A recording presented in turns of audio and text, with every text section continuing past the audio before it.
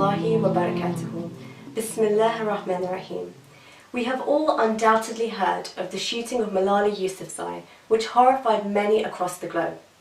But what is unique about this case is that the mainstream media, human rights organisations and Western governments have all been extremely vocal in their support for this young girl, who they claim was attacked by Islamists in Pakistan for her advocacy of education for girls. Following the shooting, many high-profile personalities rallied to her support, rallied to her cause, praising her for bringing women's education to global attention, including former British Prime Minister Gordon Brown and former US Secretary of State Hillary Clinton. Such has been the support of Malala here in the West, that in July she was invited to address a gathering of youth at the UN headquarters in New York and has won countless awards, including the Children's Peace Prize and even an honorary master's degree from Edinburgh University.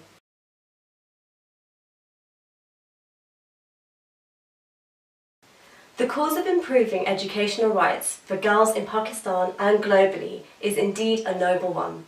However, far from noble are the shameless attempts by Western politicians to exploit this young girl and the horrific attack against her for their own political goals.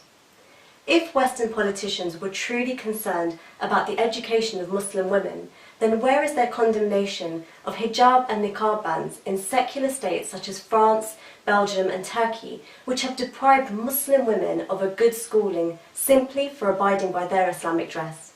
The reality is Western governments have never been concerned about the education of Muslim women.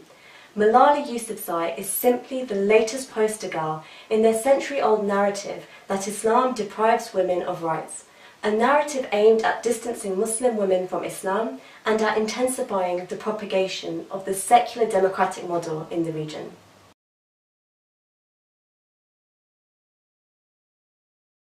The ongoing war on terror and occupation of Afghanistan have created a constant climate of instability and insecurity in the region, marked by frequent drone attacks and bombs killing thousands over the years, including countless women and young girls.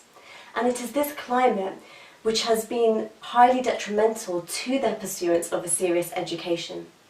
Additionally, the impoverishment of the people through capitalist policies imposed upon them by Western states and their institutions such as the IMF, as well as a lack of free schooling, have caused many parents to reluctantly prioritise educating their sons over their daughters. And so it's not surprising that in Pakistan over 60% of women are illiterate. But one thing is for sure, it is Western foreign policy and the capitalist secular model which have proven to be the greatest obstacle in providing a good quality education in the region, and not Islam.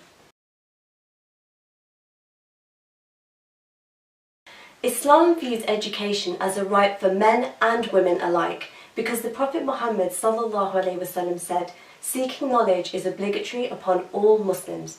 And so, Islam obliges the Muslim Ummah to be a leading nation in the world, encouraging men and women to contribute to the betterment of society and to excel in all areas, including academia, science and technology.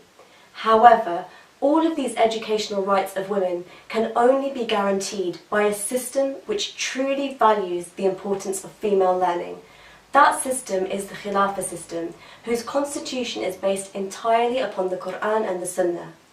And so, in accordance with Islam, the Khilafah state is obliged to invest heavily in education, providing free primary and secondary schooling for boys and for girls, and where possible to fund higher education. Malala Yousafzai and her Western supporters should remember that it was under the Islamic system where women's education flourished historically, producing great female inventors such as Maryam al-Istilabi, who in the 10th century invented the astrolabe, and great female engineers such as Fatima al-Fihri, who designed and built the first university in the world, Al-Qarawiyyin in Morocco, and thousands upon thousands of great female scholars, as detailed in the 40-volume book by scholar Muhammad Akram al-Nadwi. Malala Yousafzai and her Western supporters should also know that it was under the Islamic system that the prestigious Al-Azhar University in Cairo gave access to women not only as students but as lecturers, a right that women in the West have only acquired in their universities centuries after. And so, The Khilafah state truly pioneered the world in female education, and inshallah will once again bring a first-class education to the women of the region upon its re-establishment. Brothers and sisters, Allah subhanahu wa ta'ala says in Surah Saf verse 8, يريدون ليطفئوا نور الله بأفواههم والله متم نوره ولو كره الكافرون. The script of the Malala story is being written by Western colonial governments not to improve the rights of women, but to continue their colonial intervention in the Muslim world. It is returning to our Islamic roots and laws through establishing the Khilafah, which alone holds the key to fulfilling women's educational aspirations and ensuring that their God-given rights are secured for them. Jazakumullah khairan for listening. Please do join in the discussion on our Facebook page, Women Against Oppression, Liberation Through Islam. Assalamu alaikum wa rahmatullahi wa barakatuh.